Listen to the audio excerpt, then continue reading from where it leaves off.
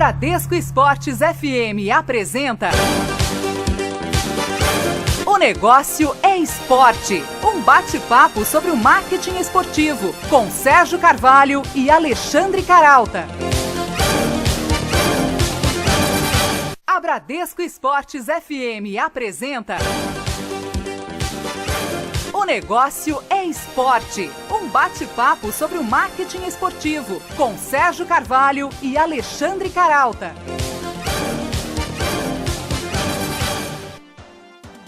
Olá para você ligado na Bradesco Esportes FM, começamos mais uma edição de O Negócio é Esporte, o nosso bate-papo semanal sobre o marketing esportivo. Olá também para você que nos segue pelo nosso site www.negocioesporte.com.br e para você também que nos acompanha pelas mídias sociais, pelo Facebook, pelo Twitter e também pelo aplicativo Band Rádios, que você pode baixar na Google Play Store e na Apple Store. E um olá também para quem está sempre comigo aqui nesse bate-papo, na apresentação do programa também, o jornalista Alexandre Caralta. Oi, Caralta. E aí, Sérgio, tudo bem? Olha, que torcedor não gostaria de meter o bedelho no clube do coração? Decidir, por exemplo, quem joga e quem sai. Ah, esse, né, Caralta, é o sonho da arquibancada. Pois é, baseada nessa premissa e em um plano de negócio desenvolvido cientificamente, nasceu o 12, clube cujo nome é uma referência à torcida, ou seja, ao 12º jogador. Inaugurado no fim do ano passado, o 12 é treinado pelos ex-jogadores Sorato e Carlos Germano e disputa a Série B do campeonato. Mas o astro mesmo está fora de campo. É um modelo de gestão chamado crowd managing, que significa que o torcedor associado tem voz ativa, por exemplo, em contratações e nas dispensas. Quem explica como isso funciona é o pai da criança, o pesquisador Israel Levi. Depois de 2 anos de estudos, ele começou a aplicar esse modelo administrativo inovador. Levi aponta os desafios desse formato de gestão na prática e explica por que acredita que, em relativamente pouco tempo, ele será adotado pelos clubes de ponta. E na caixinha de surpresas de hoje, a gente separou um comercial do São Paulo, de 1999. Mas antes da gente bater esse papo com o Israel Levi, vamos a um rápido giro com as novidades do marketing esportivo. Golaços da semana, os negócios no mundo esportivo. 2 anos depois de incentivar a doação de sangue com uma campanha na qual o uniforme recuperava as listras vermelhas à medida em que as doações cresciam, o Vitória volta a vestir o marketing social. Dessa vez, o objetivo é lembrar a importância da doação de órgãos com um gesto simbólico. A cada troca nas partidas do clube baiano, o jogador substituído entrega ao substituto o escudo removível. A campanha, em parceria com a Associação Brasileira de Transplante de Órgãos, foi criada pela agência Léo Burnet.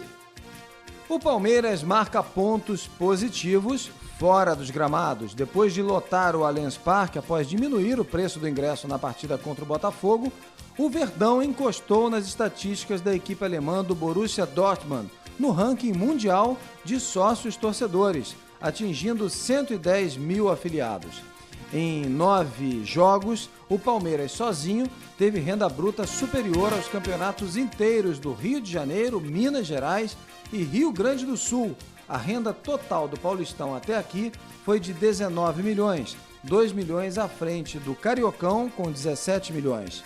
Respectivamente, os campeonatos Gaúcho e Mineiro tiveram rendas de 11 milhões e 7 milhões de reais. Desde as últimas rodadas, o Palmeiras tem uma estratégia feita especialmente para atender os torcedores com o objetivo de ampliar a fidelização. O Flamengo começa a construir a meta para o programa de sócio-torcedor apontada pelo vice-presidente Rafael Strauch em entrevista aqui ao Negócio Esporte. Embora o clube da Gávea esteja só em 7º, 6º lugar no ranking brasileiro, com algo em torno de 55 mil sócios, o que é muito pouco diante dos 35 milhões de torcedores, a receita com o programa contabilizou já 30 milhões de reais no ano passado. O valor equivale à arrecadação estimada para o 2015 pelo Palmeiras, segundo do ranking com 110 mil sócios. E já representa a terceira principal fonte isolada de receita. Atrás só da bilheteria, que rendeu 40 milhões de reais aos cofres rubro-negros no ano passado, e aos direitos de transmissão, que renderam 115 milhões. A BT Sports e o Scottish Rugby divulgaram mais uma parte de um acordo multimilionário fechado em maio do ano passado. O patrocínio das camisas pela próxima temporada foi anunciado esta semana. No início do acordo, o grupo televisivo também negociou os termos de nomeação do atual palco da competição, o BT Murrayfield Stadium, a arena oficial da seleção. Essa não é a primeira divulgação através de camisas feita pela emissora. Em julho de 2013, a BT Sports negociou o patrocínio com o Edinburgh Rugby e o Glasgow Warriors, ambos clubes profissionais da Escócia. A estreia da nova camisa será no sábado, 29 de agosto, no teste de verão contra a seleção italiana.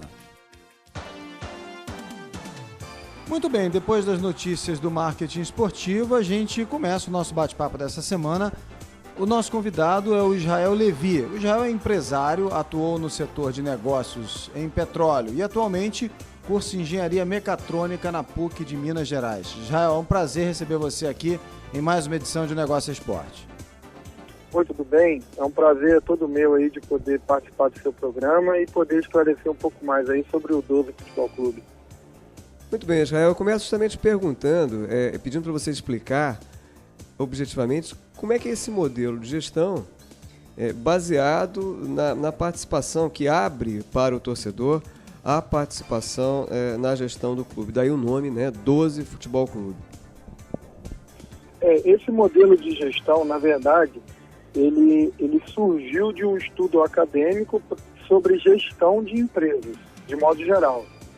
Mas nós decidimos por aplicar o conceito científico no futebol, mas a gente poderia ter aplicado o conceito científico em qualquer outro segmento corporativo, no ramo de alimentação, no ramo de transporte, no ramo de turismo, no ramo de confecção, não importa. Onde você quiser, você pode aplicar, porque a multidão, ela consome qualquer tipo de produto. Então, nós estamos aplicando especificamente no futebol, mas esse conceito, na verdade, é um conceito muito rico. Explica pra gente, então, como é que é esse conceito aí do crowd managing, como se chama. O conceito, ele está firmado em 3 pilares básicos, que seria o seguinte: nós vivemos a era da informação. E o que é a tecnologia da informação? A tecnologia da informação são as ferramentas, os equipamentos, as máquinas que fazem a informação girar. É como se fosse uma bomba que bombeia água, um determinado fluido.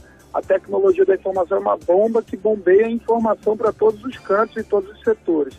E nós somos bombardeados por informação todos os dias, de todos os lados, por todos os meios, através da TV, do rádio, da internet, do jornal, da revista, do outdoor. Tudo isso traz informação para nós.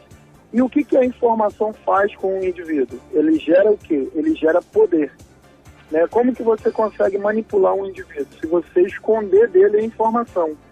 Mas hoje, nos dias de hoje, não tem mais como esconder a informação. O Google está aí, o Google é o fast food da informação. Então, o que você quer ser alimentado, você vai lá e é alimentado. A informação hoje ela circula de maneira diversificada e gratuita. E isso trouxe para o indivíduo comum o poder de saber o que ele quiser. E o que o poder faz com o indivíduo? O poder, uma vez que a gente alcança o poder, a gente começa a ficar mais exigente. E eu vou dar aqui só um exemplo. Se você vai num restaurante e você é maltratado, antigamente você não tinha recurso. Se você vai num hotel, num restaurante e não fica satisfeito, antigamente você ia fazer o quê? Vai no Procon. Hoje em dia você não precisa do Procon mais. Você vai no Facebook, você vai no YouTube.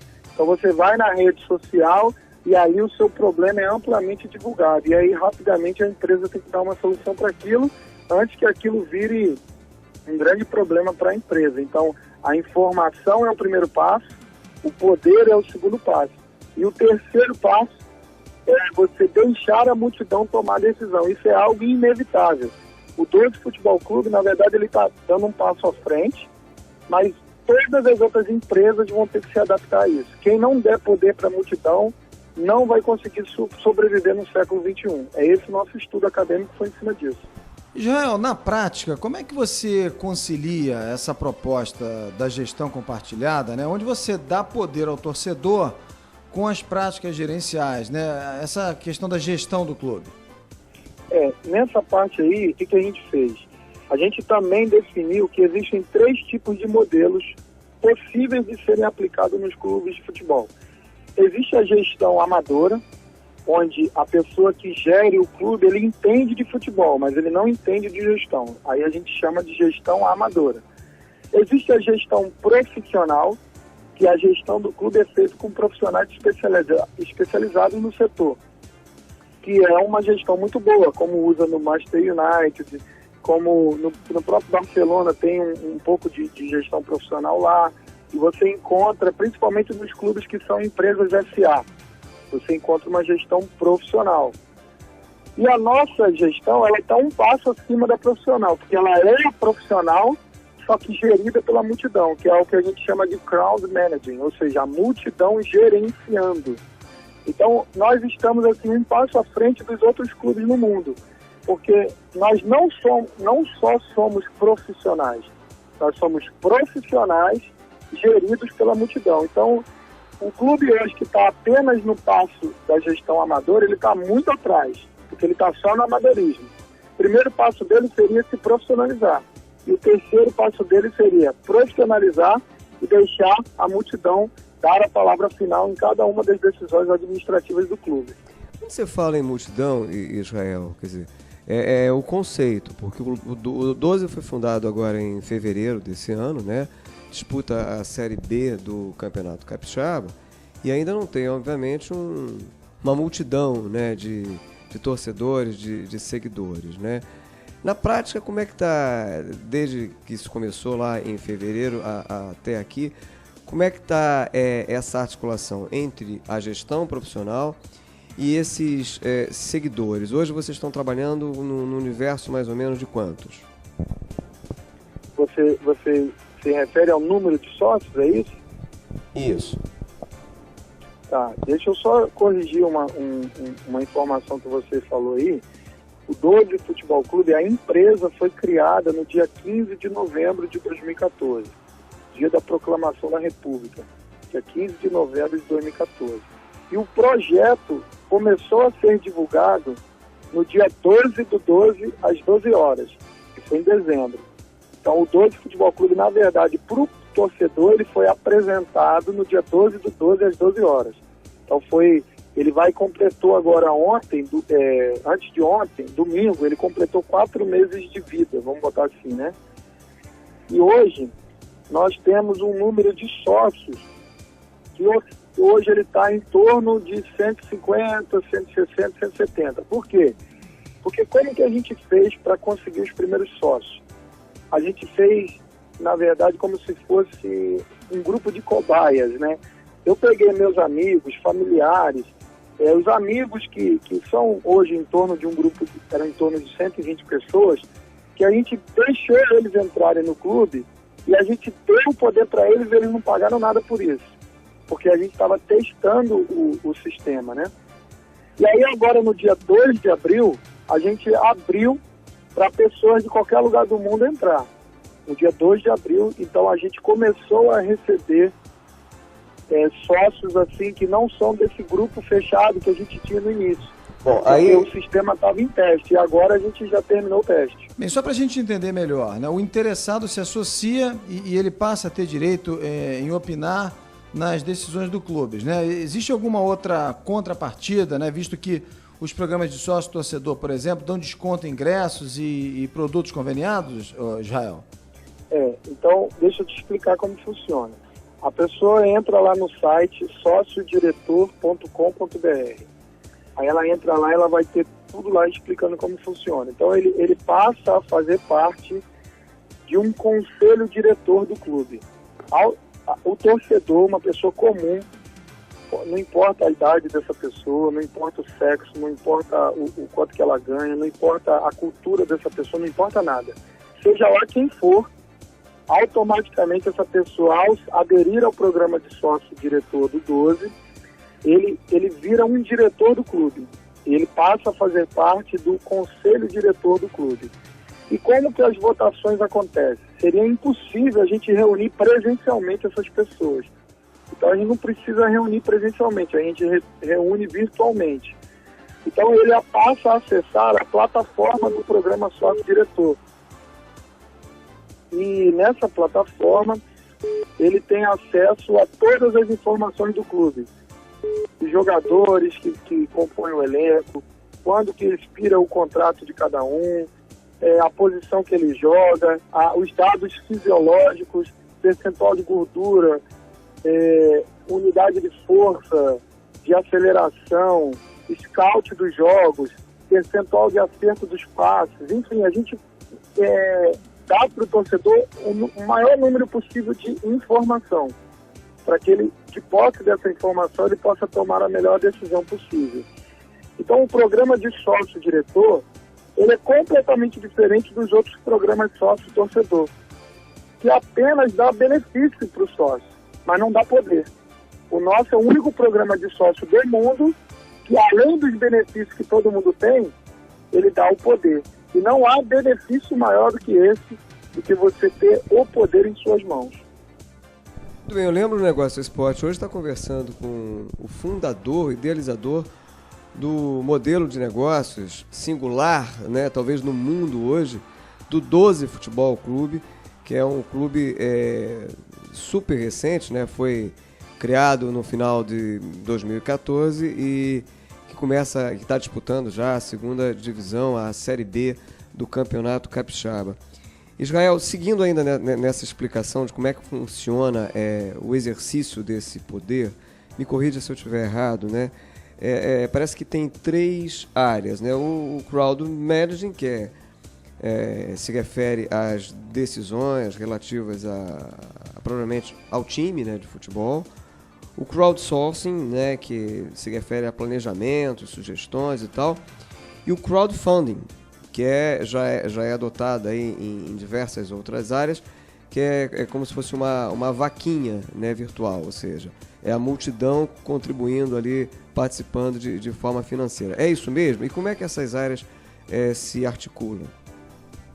Sim, muito boa essa sua pergunta, Caralto. Por quê? Porque o surf, ele surgiu há 10 anos atrás. O funding surgiu há 5 anos atrás. E o managing surgiu, assim, as universidades começaram a debater esse tema em 2014. Então ele começou a ser debatido ano passado. Por exemplo, teve um congresso em maio, lá nos Estados Unidos, que o nome do congresso foi Inteligência Coletiva. Como extrair sabedoria da multidão. Em agosto teve um congresso em Porto Alegre também para abordar esse tema. Então, assim, eu participei desses estudos. Uhum. Só que eu peguei uma coisa que está no âmbito acadêmico, que eu ajudei a elaborar, junto com outras universidades, e eu parti para a prática, que é o objetivo da universidade. A universidade você estuda, para uma hora aquilo virar prática. E eu falei, cara, eu quero correr esse risco. Dando certo ou dando errado, eu quero correr o risco. Como eu estava muito por dentro do conhecimento científico por trás do projeto, eu não tenho dúvidas que é inevitável que o projeto vai dar certo, não tem como dar errado. A não ser que a gente não aplique o conceito. Então, só para você entender, o surfing quer dizer a multidão alimentando. Crowdsourcing significa a multidão alimentando, ou seja, alimentando com o quê? Com informação. Então, esse é o primeiro processo, que é o quê? Vamos dar um exemplo. Nós estamos procurando um nome de peso para jogar no 12 Futebol Clube no segundo semestre. E eu não posso te dizer aqui, porque é confidencial por enquanto, quem são esses nomes. Como que eu cheguei nesses nomes? Eu começo a perguntar para as pessoas. Qual nome você gostaria de ver no 12? Ah, eu gostaria de ver fulano de tal. E você?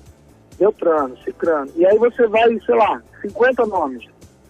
Aí a gente passa esses nomes para a nossa equipe administrativa. Ó, vamos checar desses 50 nomes quantos de fato são viáveis economicamente e quantos estão de fato disponíveis. Aí vamos supor que reduziu para 10 nomes. Ou 5 nomes, não sei. Aí eu pego esses 5 nomes e apresento para a multidão. Aí a multidão vai colocar em ordem de preferência. que é o método de votação consensual, que é um capítulo à parte, que é um método também diferente e inovador, que eu também estudei esse método nos Estados Unidos. Então, através do método da votação consensual, a gente consegue apurar a ordem de preferência da multidão. Quer dizer, de repente só... Desculpa, de repente só para não perder. Você, de repente, equilibra a preferência com a viabilidade, é isso? Isso, exatamente. Porque não adianta o torcedor dizer que quer o Neymar. Não adianta. Isso aí não vai resolver nosso problema. Não adianta ele dizer que quer, sei lá, um cara que está na mídia hoje, muito na mídia. Um cara que está sendo disputado pelos times de Série A. Não adianta. Então a gente consegue unir a fome com a vontade de comer. Então a gente consegue pegar o melhor custo-benefício para o momento. Por isso que a gente usa o poder da multidão, porque a multidão ela é sábia. E essa sabedoria você tem como extrair através de conceitos que a gente está aplicando. Agora, Israel, vamos supor que entre esses possíveis 10 nomes filtrados aí, por exemplo, né, alguns deles estejam dentro do ponto de vista técnico e sócio-diretor. Como é que, então, se viabiliza essa contratação? O funding também é um capítulo à parte também. Como que entra o funding na história, que é o financiamento? Nós, para esse primeiro ano, nós pré-determinamos que o funding é R$ 49,00 por mês, certo?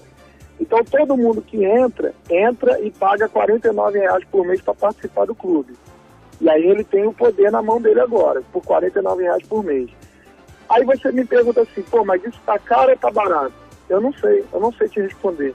Nós fizemos um estudo de viabilidade econômica e concluímos que se a gente conseguir chegar aí no número de 3.000 sócios pagando R$ 49,00 por mês, aliado às outras fontes de renda que a gente tem, nesse primeiro ano é suficiente para montar um elenco capaz de ser campeão do nível de dificuldade dos campeonatos que a gente atualmente disputa. Isso foi um estudo que a gente fez para chegar nesse preço de 49, não foi aleatório. Mas nós confiamos na multidão. Então, para o ano que vem, o valor não vai ser determinado pelo clube, vai ser determinado pelo próprio torcedor. Então, nós vamos fazer um método de votação também, onde nós vamos apurar qual é o valor médio que o torcedor quer pagar. E nós vamos ser também o primeiro clube do mundo cujo programa de sócio é definido pelo próprio torcedor. Não é o clube que vai definir. Nós definimos esse primeiro ano confiando no estudo que a gente fez. Mas a partir do ano que vem, o torcedor é que manda no clube. Então ele vai dizer, eu não quero pagar 49, eu quero pagar R$20. Aí o outro vai dizer, não, mas eu acho que tem que cobrar 80. Aí o outro vai dizer, não, eu acho que tem que cobrar 45. Não importa, nós vamos tirar a média desse valor e o valor médio é o valor que vai ser cobrado. Então a própria multidão é que vai dizer. Muito bem. E aí entra um outro cenário, que é o que você perguntou. Tá, e no dia que a multidão escolheu um jogador que o valor de sócio não é capaz de bancar? Exemplo, a multidão enlouqueceu e ela quer trazer, fala em um jogador caro para o 12 hoje, que você jamais imaginaria jogar no Espírito Santo no 12. Um jogador realmente da alta, um jogador nível de seleção brasileira. Fala um, por exemplo. Vamos pensar. Você consideraria um absurdo? Não, para não dizer o Neymar... Não, Neymar é absurdo demais, né? Aí você me quebrou agora. Vamos botar um absurdo menor. Não, o nosso produtor aqui, João Guilherme, está sugerindo o Daniel Alves como exemplo. Daniel Alves já seria, assim, né, um nome absurdo. Eu ia sugerir o Wagner Love, por exemplo. Tá bom, vamos de Wagner Love, pronto. Não é um jogador que eu possa pagar hoje, eu tenho que ser sincero. Wagner Love não está no nosso orçamento. Ele ia trazer um abalo financeiro muito grande para o clube. Mas o torcedor quer o Wagner Love. Aí nós vamos criar uma campanha de crowdfunding específico para o Wagner Love. Por quê? Porque os R$49,00 por mês não é suficiente para trazer o Wagner Love. Aí nós vamos criar campanhas específicas. Olha, você quer mesmo o Wagner Love, multidão? Não, eu quero. Então tá bom. Quanto que custa o Wagner Love?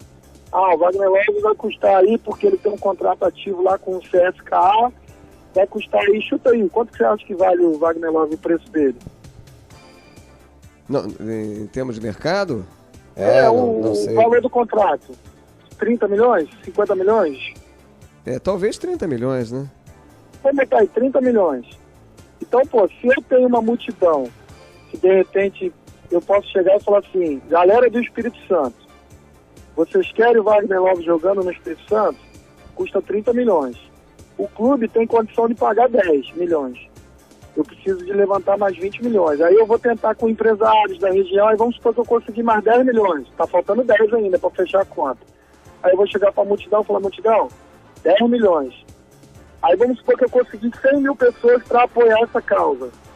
Aí eu vou dividir 10 milhões por 100 mil pessoas. Vai dar 10 milhões. Se fosse 100 mil pessoas dando 100 mil, daria 100 milhões. Então dá 100 reais para cada um.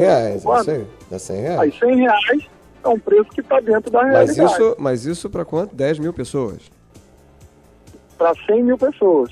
Exatamente, para 100 mil pessoas. Então eu teria que fazer uma campanha de crowdfunding na internet, onde qualquer pessoa poderia participar contribuindo com 100 reais.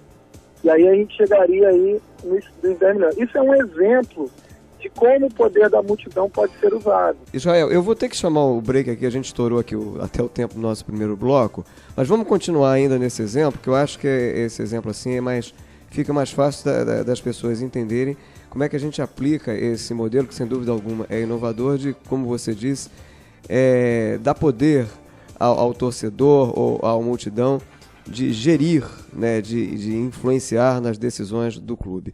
O intervalo é rapidinho, a gente volta já. Um pit stop. O negócio é esporte, volta já, na Bradesco Esportes FM. Na Bradesco Esportes FM, o negócio é esporte, com Sérgio Carvalho e Alexandre Caralta.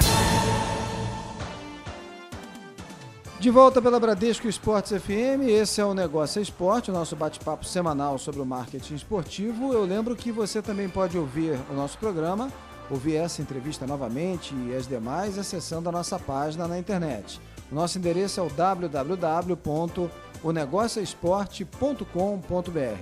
E eu convido você também para seguir o nosso perfil no Twitter. O nosso perfil é o @onegocioesporte, @onegocioesporte, e você pode também curtir a nossa fanpage no Facebook. A gente está de volta com o nosso bate-papo dessa semana, conversando com o Israel Levi. O Israel, que é o fundador e idealizador do 12 Futebol Clube e que tem um método inédito de gerência, né? O chamado Crowd Managing. Mas antes, vamos a um rápido giro com as notícias do marketing esportivo. Circuito dos Negócios. Não perca o que vem por aí no marketing esportivo.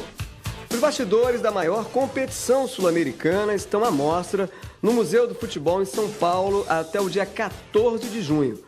Patrocinada pela Bridgestone, a exposição Libertadores, Paixão que nos une, apresenta de forma interativa passagens marcantes do torneio inaugurado em 1960 e traços culturais dos países participantes. A iniciativa é inspirada no livro de mesmo nome do jornalista Nicolas Vital, cuja arrecadação com a venda será doada à Fundação Cafu. O Arnold Classic Brasil 2015, evento de atletismo e fisiculturismo, será realizado entre os dias 29 e 31 de maio no Rio de Janeiro.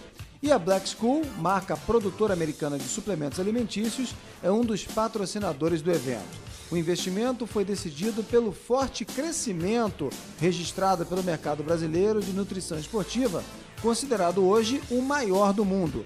Nos últimos 5 anos, o setor acumula 28% do mercado, enquanto que nos Estados Unidos mantém apenas seus 5%.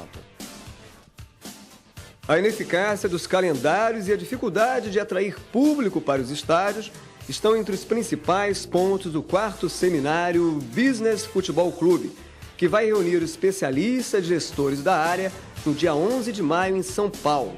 Organizado pelo Brasil Sport Market, fórum permanente de gestão e marketing esportivo criado pela Trevisan Escola de Negócios, pela Pluriconsultoria e pelo Fã Clube, o seminário terá também uma arena de negócios. O presidente do Fluminense, Peter Simpson, e o diretor do Maracanã, Marcelo Frazão, integram o time de participantes. Como parte do acordo fechado em dezembro de 2014 com a NBA, a Liga Americana de Basquete, o Orlando Magic vai enfrentar o Flamengo pelo NBA Global Games 2015. Além de jogos em conjunto, fazem parte do acordo as cooperações nas áreas de gestão, administração, comercial e marketing para o novo Basquete Brasil.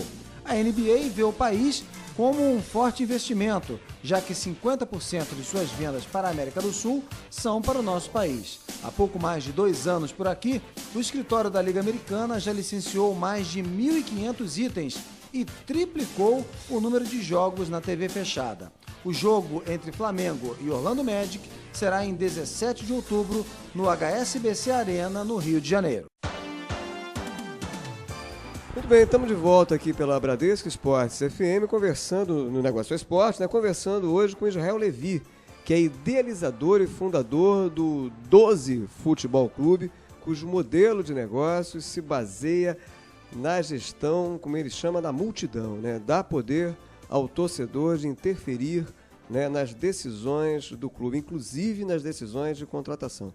A gente conversava aqui numa hipótese, projetava aqui meramente numa hipótese, antes de terminarmos o primeiro bloco, numa contratação, por exemplo, de um jogador como Wagner Love, aí um custo de 30 milhões, o que representaria aí um financiamento coletivo, um funding, ou como alguns brincam, uma vaquinha virtual, além da contribuição regular, mensal, dos sócios diretores do 12, Vamos supor que, como você tinha projetado, no fim das contas, os interessados, 100 mil interessados, arcariam com R$100, Eu te pergunto, como é que é o modelo de remuneração, para o torcedor ou para o investidor, digamos assim, que ele resolve embarcar? Como é que é um modelo de remuneração? Tomando como exemplo mesmo esse caso aí, hipotético do Wagner Love. Bom, o Caralto, essa pergunta também é muito boa, cara. Por quê? Porque nesses 2 anos que a gente ficou montando esse projeto, ele tem muitas variáveis. Então, assim, o projeto, na verdade, era isso. Era como se fosse um grupo de pessoas solucionando problemas do dia a dia.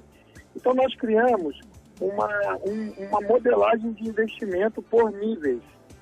Então, hoje, o cara que quer investir no 12 Futebol Clube, ele tem vários níveis de investimento. Como a empresa é uma empresa SA, ela é atrativa para o investidor. Nós vamos ter, não agora, mas no futuro, daqui uns 2 ou 3 anos, nós vamos abrir o capital dessa empresa.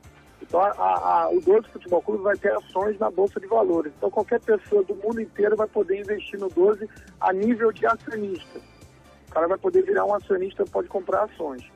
Hoje, ela é uma SA de capital fechado. Então, para investir, comprar ações do 12, o cara tem que se reunir com o conselho de administração e fazer uma oferta de compra de ações. Aí o cara vira dono, entendeu? A gente estava até falando aqui nos bastidores sobre a pessoa do Flávio Augusto, que é um cara que eu admiro demais. Que é o dono do Orlando City, só para posicionar aqui. Isso, o dono do Orlando City e o cara que fundou a rede de escolas WhatsApp. Eu sou fã do cara, mas muito fã mesmo. Então, o Flávio Augusto, ele já quis comprar o Flamengo.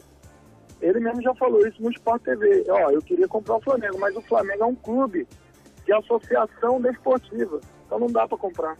Bem, os clubes de futebol estão em um certo descompasso aí entre a teoria e a prática, Na teoria eles são associações esportivas, que é um modelo que prevalece por conveniência tributária ou por conveniências tributárias, para pagar menos imposto. E, por outro lado, isso inibe um certo grau de profissionalização. Você acha que está na hora, por exemplo, dos clubes mudarem de condição e definitivamente virarem empresas?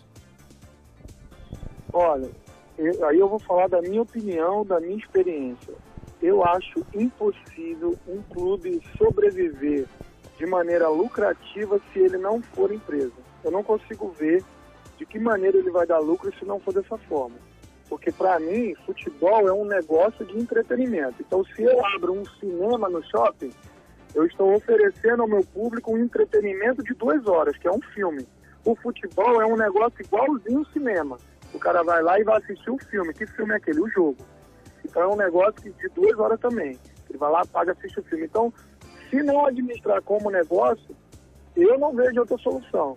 E para você atrair um investidor, você tem que ser empresa. O investidor não está interessado em perder dinheiro.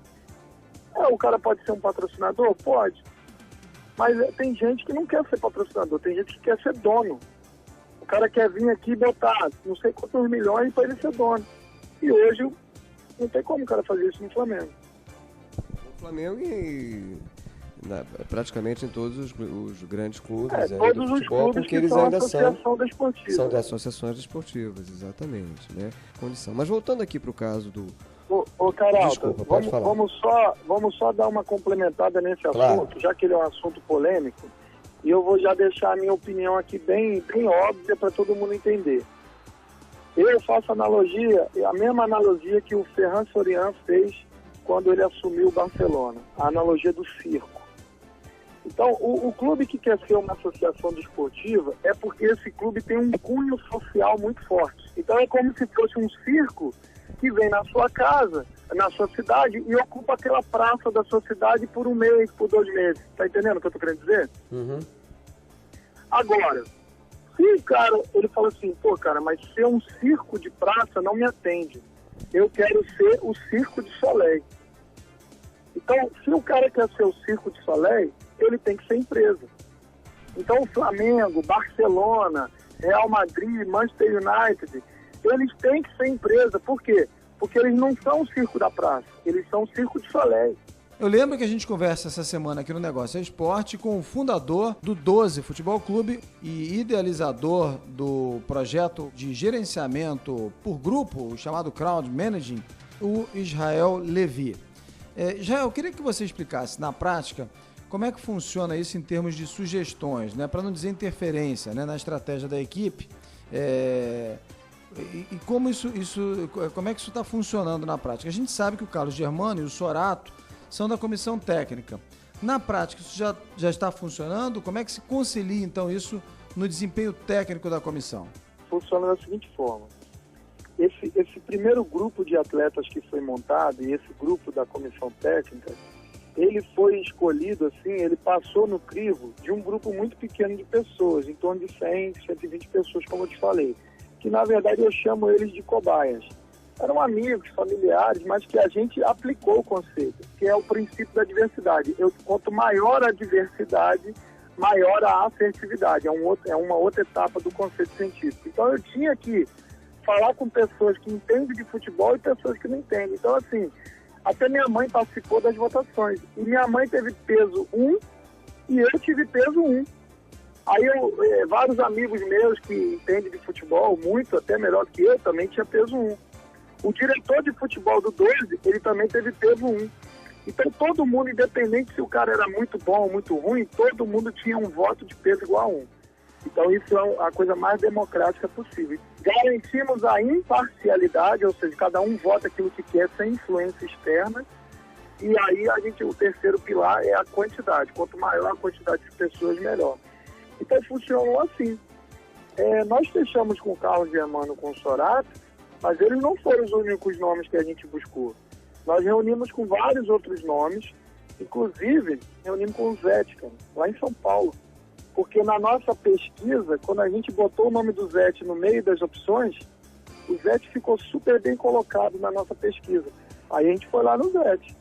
Só que aí não conseguiu trazer o Zete, que ele falou assim, cara, eu não vou ser mais técnico de futebol. Pô, o projeto de vocês é legal, é bacana, mas, pô, cara, boa sorte, mas eu não tenho mais interesse em ser técnico de futebol. Eu agora sou palestrante, eu estou muito bem trabalhando nessa área, eu não tenho interesse de voltar para o gramado. Mas a gente foi lá, o torcedor aprovou, a gente foi lá fazer o que eles pediram. E eu realmente achava que ele não ia vir mesmo não, mas eu fui lá porque o torcedor mandou eu ir, então eu tenho que ir, eu tenho que tentar. O Eurico Miranda fez o maior favor que ele poderia ter feito ao 12. Ele assumiu, se não me engano, em dezembro, e ele mandou embora um bocado de gente. Ele mandou embora Mauro Galvão, Carlos Germano, Sorato, os supervisores. Aí, nessa hora, a gente foi presenteado. Isso aí foi um presente que ele deu. Ele mandou os caras embora. Aí a gente foi direto na multidão. Multidão, Germano e Sorato estão disponíveis. Aí a multidão vai atrás. Aí eu expliquei o projeto para eles ficaram apaixonados pelo projeto. O Carlos Germano é capixaba, então para ele foi assim, um atrativo a mais. Aí negociamos as bases salariais, negociamos o tempo de contrato e fechamos. E o contrato é de quanto tempo? No dia 15 de janeiro, eles assinaram o contrato com o 12. O contrato é de quanto tempo, Israel? 2 anos de contrato. 2 anos. Vamos supor que nesse meio tempo aconteça uma zebra aí qualquer, um acidente de percurso e a multidão, né, decida que o Sorato, o Carlos Germano, a comissão técnica tenha que ser dispensada. Como é que resolve isso? Bom, nós colocamos o seguinte, nós colocamos o tempo de contrato. E durante o tempo de contrato, o profissional ele está contratado para trabalhar. Então a multidão, ela aprovou o contrato. Agora, quando tiver faltando 6 meses para o contrato vencer, aí nós vamos botar o nome dele na multidão. Multidão, avalia o trabalho deles. Percentual de vitórias, títulos conquistados, tal. A multidão disse que era 2 anos de contrato, é 2 anos de contrato. Bem, Israel, falando um pouquinho em termos de números, né? Você já mencionou que o projeto do 12 começou como um pequeno grupo de parceiros, né? Como cobaias, a gente pode dizer assim. Tomando como base algumas outras iniciativas, né? Como o programa Sócio Torcedor, aliás, onde o Inter, por exemplo, é o líder, né? É 6º no mundo, com 130 mil sócios, mas que ainda é relativamente pouco, né? Dentro de uma realidade de um clube que começou agora, né? O 12, vocês esperam chegar a que quantidade nesse modelo de sócios diretores? Olha, no nosso plano de negócios, nós montamos um plano de negócios de 5 anos. Então, em termos de meta, em 5 anos a gente pretende atingir 100 mil sócios pagantes. 100 mil sócios em 5 anos, esse é o nosso plano de meta. É claro, Israel, que isso depende, entre outras coisas, do campo, né? A gente não pode esquecer que estamos falando de futebol, né? E futebol está relacionado muito, né? a desempenho ali e tal, a projeção. E projeção significa que o time vai, no caso do 12, passaria para a Série A do Campeonato Capixaba, disputaria a Série D do Brasileiro, C, até chegar à Série A. Você tem uma projeção de disputar a Série A e em quanto tempo? Como é que tá essa projeção dentro do teu plano de negócio? No projeto do 12, o que menos importa é o resultado em campo. Aí você vai dizer assim, que isso, cara, você tá zoando. Eu vou te explicar por quê. O que nós estamos fornecendo é o videogame da vida real. E no videogame, o que faz o cara se interessar por jogar o jogo, muitas vezes o que motiva o cara é justamente a derrota. É o game over. No futebol, o que nos motiva é igualzinho no videogame.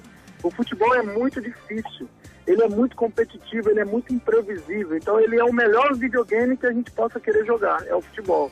Então eu acredito que nos momentos de maior dificuldade que o 12 passar, vai ser os momentos que eu mais vou vender título de sócio. Cara, é no momento da derrota que você tem que trazer a sua sabedoria para dentro do projeto, para ele poder melhorar o time. Israel, a gente vai continuar esse papo daqui a pouquinho no terceiro bloco, eu vou ter que chamar o intervalo. E aí no terceiro e último bloco aqui do Negócio Esporte de hoje, você aproveita e explica aí quais são as diferenças e semelhanças. Você falou em videogame, né? Desse projeto do 12 Futebol Clube para, por exemplo, jogos eletrônicos como o Football Manager, né? O intervalo é rapidinho, a gente volta já. Um pit stop. O Negócio é Esporte volta já, na Bradesco Esportes FM.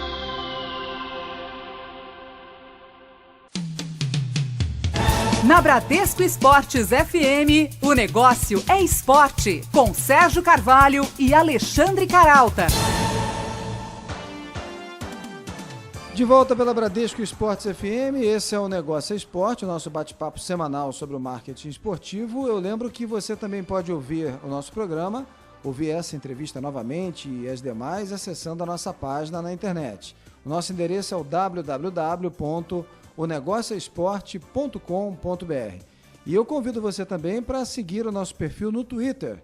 O nosso perfil é o @onegocioesporte, @onegocioesporte.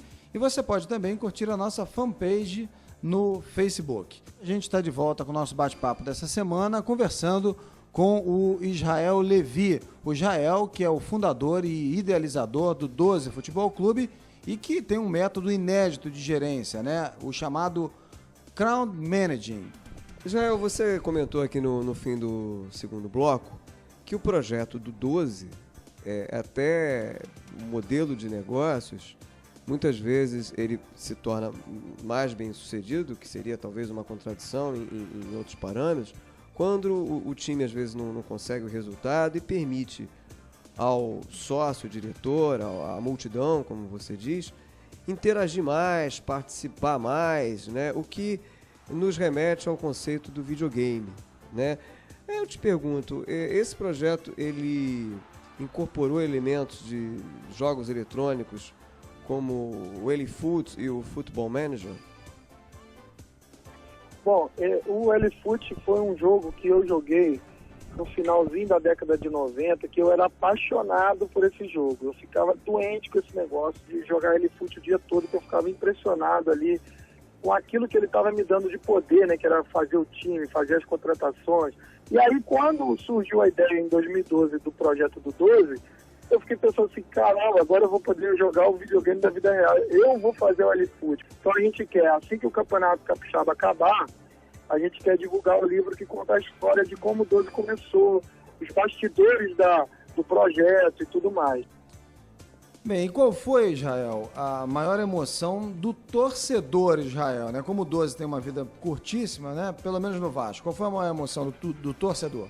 Olha, no Vasco, com certeza absoluta, foi a final da Copa Mercosul, que a gente estava perdendo de 3-0 e virou para 4-3. Não, e no 12, a minha maior emoção foi a estreia, cara, o jogo da estreia. Ali eu chorei de emoção, não pelo resultado, porque, como eu te falei, o resultado em campo, para mim, é o que menos importa. Eu chorei porque eu me senti um vencedor de um projeto que começou na prancheta em 2012 e a estreia foi dia 15 de março de 2015, então eu chorei de emoção por ter sido capaz de conseguir viabilizar esse sonho. Aí eu chorei de emoção ali. E falando em clube, ainda em referência, né, eu entendo que esse projeto que foi maturado aí por 2 anos em universidades e tal, e do qual você é o idealizador, né, ou melhor, aquele que está aplicando ali no futebol, além de videogame, de outras referências, né, eu acredito que tenha havido também referências de modelos de times de futebol no mundo, né. Eu pergunto, o Ebbsfleet United, que é o time da Inglaterra, né, ele tentou algo parecido em 2007, né. Ele também foi uma referência para vocês e que outras referências em termos de modelo de gestão vocês levaram em conta na hora de conceber esse projeto 12? Olha, eu vou te ser bem sincero. Várias reportagens, até o dia 31 de março, saíram 254 reportagens sobre o 12. E todas essas reportagens, algumas, falaram desse time da Inglaterra. Porque o time da Inglaterra que inspirou o 12. Eu nunca falei isso e eu te falo de coração, cara. Eu nem sabia que esse time da Inglaterra existia. Depois que eu montei todo o projeto do 12, eu pesquisando na internet, eu achei sobre esse time. E eu comecei a estudar para ver se o meu projeto era parecido ou não com o dele. Cara, sinceridade, cara, o projeto deles eu achei muito ruim, cara. Não à toa que deu errado. Mas tem um monte de coisa ali que não tem princípio científico nenhum. Foi mais uma coisa de emoção do cara. Bota a galera para falar. Mas o cara não aferiu a diversidade, não aferiu a imparcialidade, não aferiu a quantidade. O cara não tem estudo científico por trás do projeto.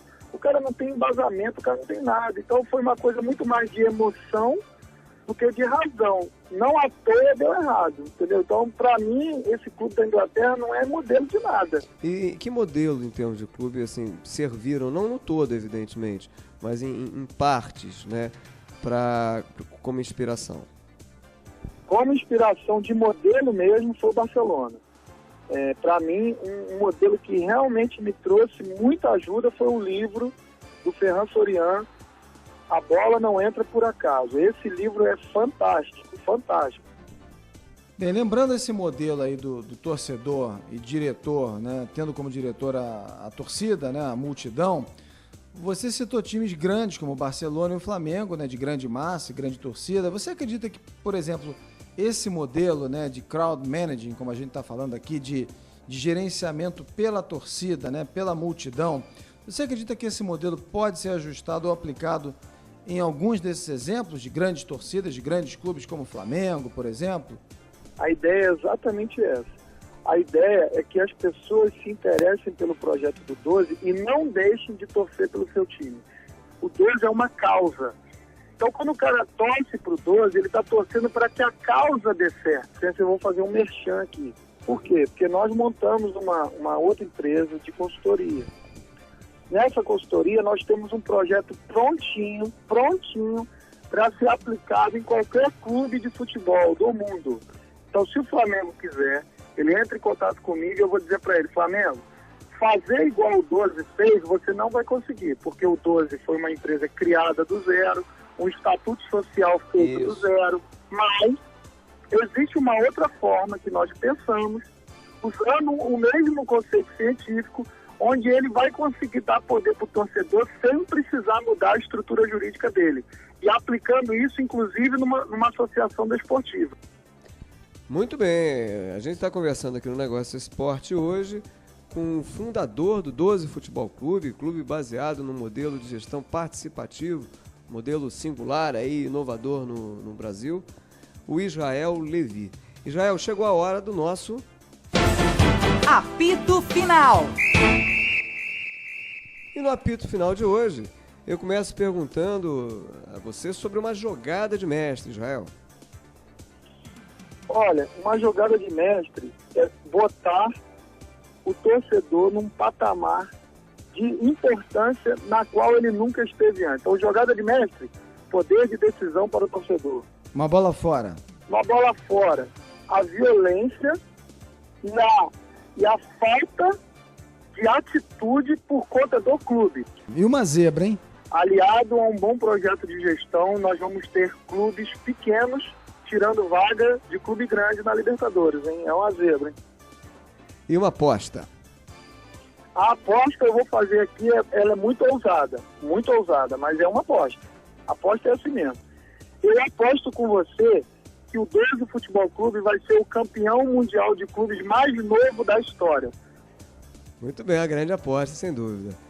Eu convido aí as pessoas que estão ouvindo a rádio para conhecerem mais do projeto do 12 e apoiarem essa ideia, para que os outros clubes possam corrigir também os seus erros e juntos nós possamos ter um futebol com menos violência, com maior gestão, com maior assertividade, com maior lucratividade, enfim, que o 12 Futebol Clube seja esse primeiro passo rumo a um futebol melhor para todo mundo.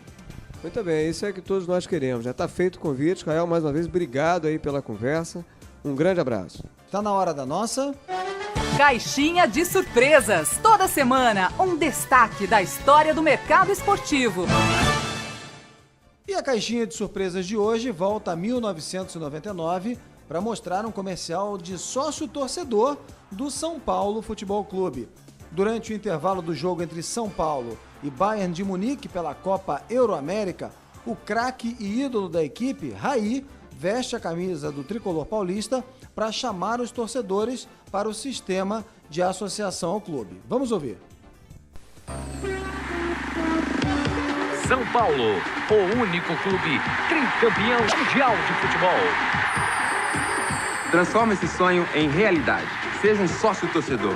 Por apenas R$10, você tem lugar reservado no Morumbi, recebe a revista oficial do São Paulo e ainda participa de promoções exclusivas. Vista essa camisa.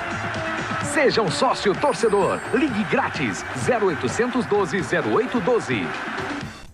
E você pode ver o vídeo dessa e de outras peças publicitárias garimpadas pelo programa acessando a nossa página na internet www.onegocioesporte.com.br. E assim a gente encerra o programa dessa semana, que teve a produção e edição de João Guilherme Lacerda. E eu convido você a acompanhar o Negócio Esporte também no Diário Lance.